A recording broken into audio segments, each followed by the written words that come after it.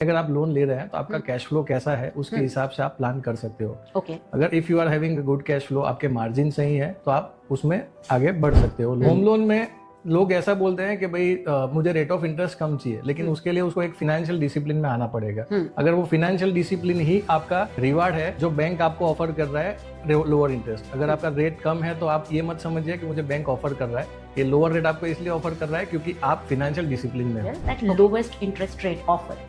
सो ये एस्ट्रिक के साथ जब आता है तो ये एस्ट्रिक पे क्या ध्यान रखना चाहिए? तो आप ये मत पकड़िए कि सिर्फ सिबिल स्कोर ही आपका लोन फाइनल सैंक्शन है। सिबिल के अलावा भी कुछ चीज ऐसी है जो जैसे फाइनेंशियल डॉक्यूमेंट्स है, आपकी बैंकिंग डिसिप्लिन है, जिससे ये तय होता है कि आपको कितने तक लोन दे सकते हैं। For our viewers we would like to know that which are the collaterals available to take loan on. Property आएगा, बॉन्ड्स आएंगे, म्यूचुअल फंड्स आएंगे, LICs आएगा। सेव करना चाहते हो तो आपके लिए दूसरी प्रोडक्ट ये भी है कि आप होम लोन ओडी में भी जा सकते हैं। होम लोन ओडी प्रोडक्ट जो है अभी मार्केट में ज्यादा किसी को उसका अवेयरनेस नहीं है। तो ऐसा कैसे कि अवेयरनेस इतनी कम क्यों है? लोन एडवाइस ज्यादातर बैंक प्रीफर्ड नहीं करता है क्योंकि उसमें बैंक का लॉस है।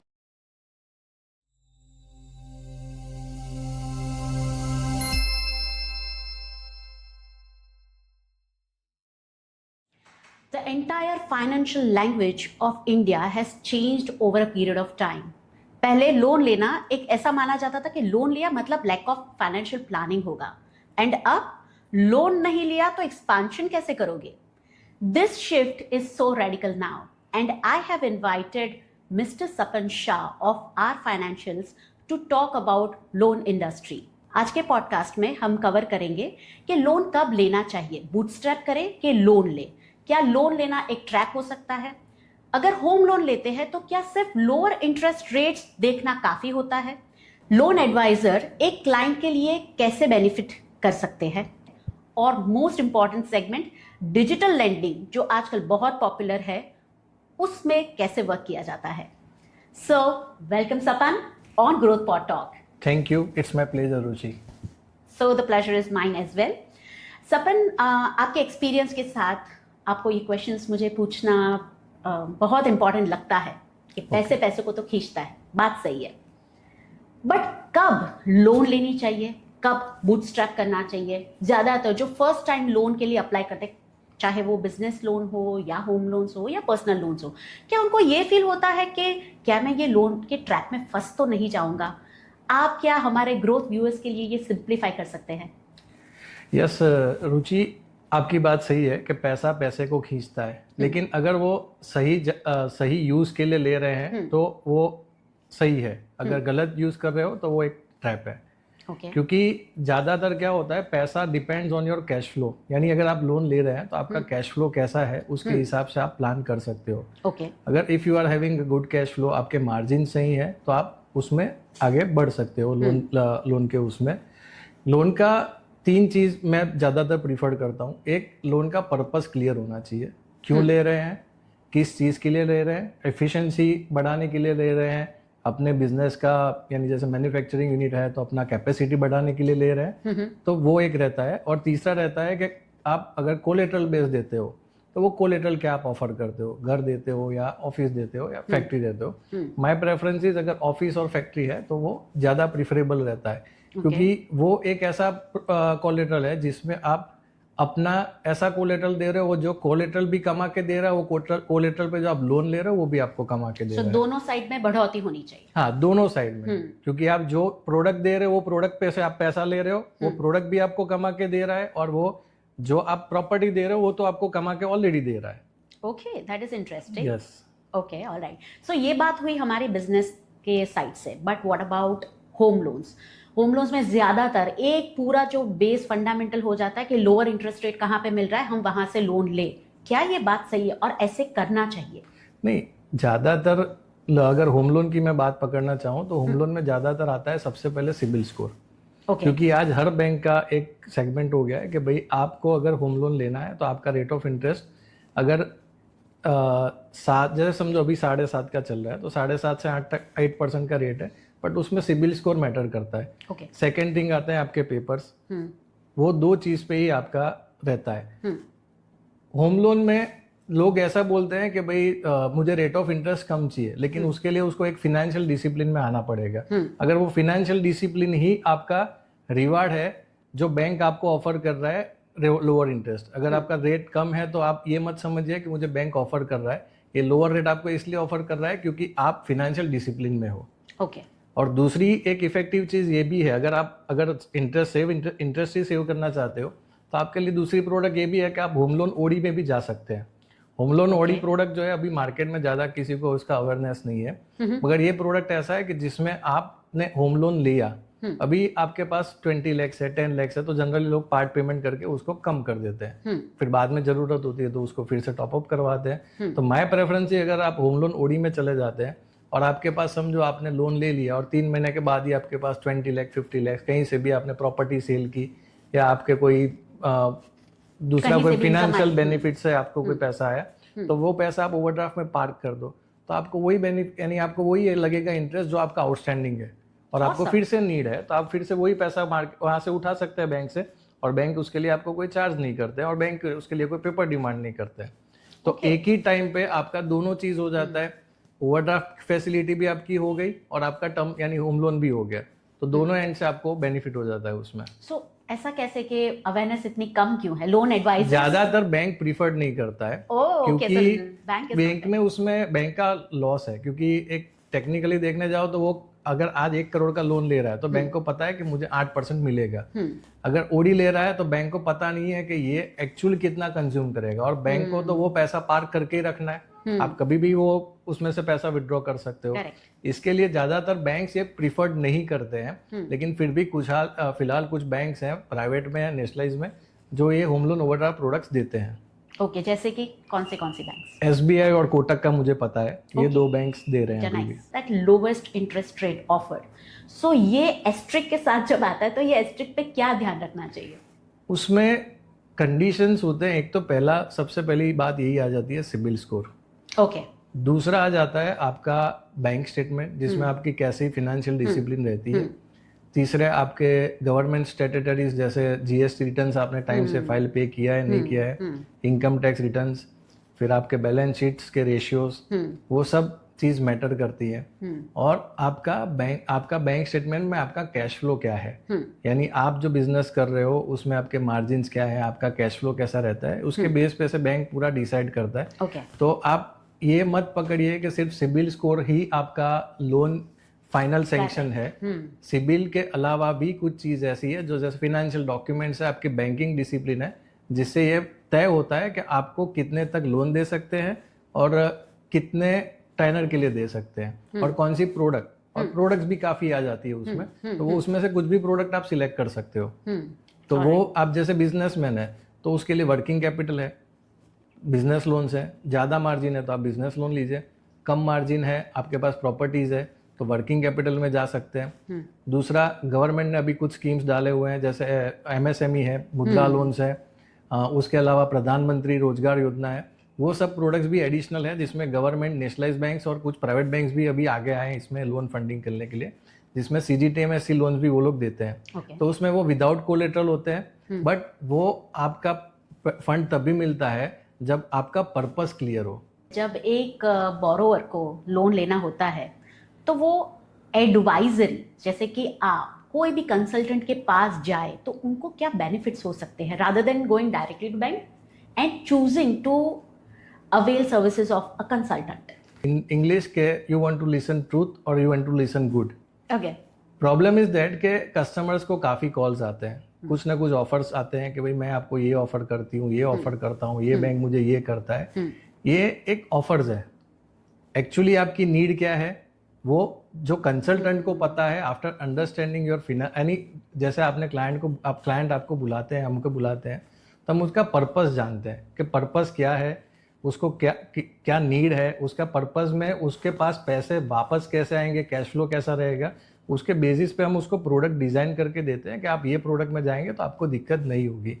एक्चुअली सारथी की तरह काम कर रहे हो। हाँ, सारथी, और सही तौर पे सारथी। और अगर कस्टमर समझो कि आज मेरा ही काफ़ी कस्टमर ऐसे हैं जो 10 साल 15 साल पुराने हैं, तो उनको ऐसा ही देना है कि मुझे लोन लेना है, बाकी का सब हम पे छोड़ देते हैं। और दूसरा कि उसको बैंक को डिस्क्राइब भी नहीं करना पड़ता है कि भाई मैं क्या कर रहा हूँ, कैसा कर रहा हूँ। और दूसरा कि बैंक, हम लोग आप एक ये हो गया कस्टमर का एंट्री प्लान कि भाई मुझे कैसे लोन लेना है, और दूसरा आता है एग्जिट प्लान, और हम लोग एग्जिट प्लान भी वर्क करते हैं। ओके। जैसे कई बार कस्टमर्स बोलते हैं कि नहीं मेरे को तो 2 साल में बंद कर देना है, मेरे को तो 4 साल में बंद कर देना है, तो हम लोग ये प्लान करते हैं कि 4 साल के बाद या 2 साल के बाद आप जब भी लोन बंद करो तो आपको एडिशनल कॉस्ट जो फोरक्लोजर चार्जेस बोलते हैं वो पे नहीं करना पड़े। तो उसके लिए भी हम पहले से वर्किंग करते हैं कि जिसमें उनका पैसा बच जाए। और हमारे ऐसे काफी कस्टमर हैं जो आज 10 साल से हमारे साथ हैं, लेकिन उनको आज तक 4 लोन ली, 5 लोन ली, कभी फोरक्लोजर चार्जेस उनको पे नहीं करना पड़ा है। राइट। सो मुझे ये लगता है सपन कि पूरी गेम एक्चुअली फाइनेंशियल डिसिप्लिन की है। Loans industry is based on financial discipline. Yes. अभी रिसेंटली एक बात करूं कि एक कस्टमर है, उसका यानी सब चीज़ सही है, उसके फाइनेंशियल स्ट्रांग है, लेकिन he just missed his credit card payments.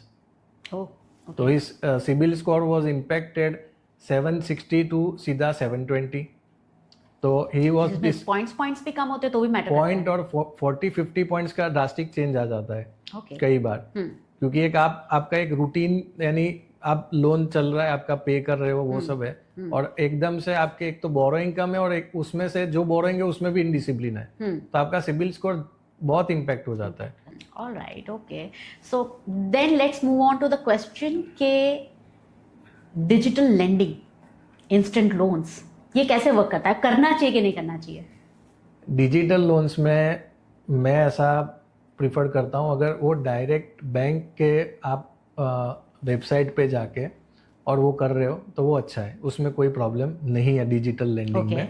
और कुछ बड़ी कंपनीज हैं जो बड़े वैल्यूज पे कर रहे हैं, लेकिन अगर स्मॉल स्केल डिजिटल लेंडिंग में कुछ ऐसी कंपनीज भी आ गए हैं जो 5,000 से 50,000 या 1 लाख 2 लाख तक का लोन्स देते हैं। राइट। लेकिन वो जो लोन्स होते हैं वो सबसे ज़्यादा रेट पे और ज़्यादा एक्सपेंसिस पे होते हैं, क्योंकि वो ज़्यादातर उसमें एक एक्सपेंसेस का डेटा डिस्क्राइब नहीं होता है।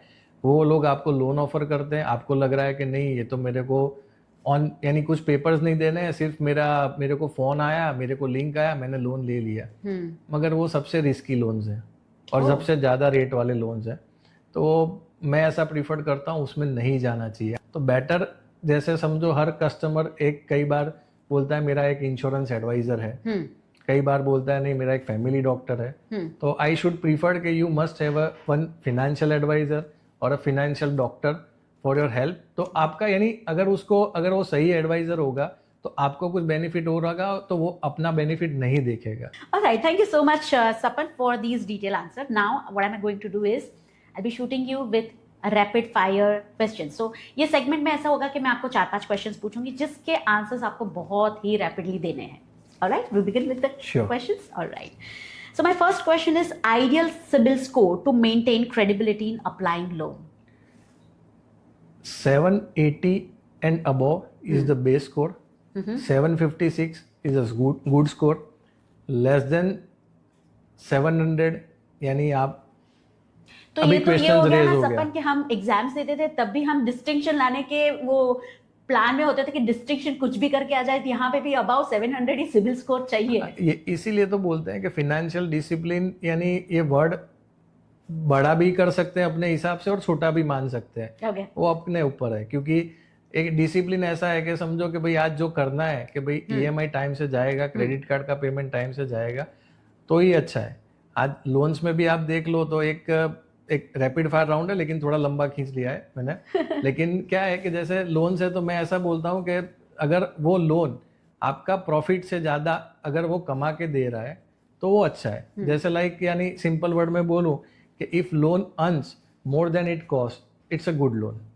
तो वही है कि अगर आपका सिबिल स्कोर अच्छा है तो आपको रेट्स भी उस हिसाब से मिल जाएंगे और आप वो डिमांड कर सकते हो। Right, okay, alright. For someone who is into their 21-22 year old, क्या अभी से उनको कुछ ध्यान रखना चाहिए सो दैट उनको भविष्य में लोन मिलने के लिए आसानी हो? 21-22 एज में ज़्यादातर उनके तीन प्रोडक्ट्स उनके पास होंगे। एक होगा कंज्यूमर लोन, जो वो शायद मोबाइल और वो सब के लिए लेंगे, जो हम जेनजी का जो चॉइस होता है। दूसरा होता है उसका शायद एजुकेशन लोन हो सकता है। तीसरा हो सकता है उसका क्रेडिट कार्ड या ये। उसको ये ध्यान रखना है कि अगर उसने थोड़ी भी इनडिसिप्लिन की तो आज वो 21 22 है, कल जाके वो आगे होगा। तो आप जैसे होता है ना कि एक आपके सर पे एक स्क्रैच आ गया, तो आपको पूरी लाइफ में जो भी आदमी मिलेगा वो पूछेगा स्क्रैच क्यों है, तो आपको आंसर देना पड़ेगा मैं यहाँ पे गिर गया था।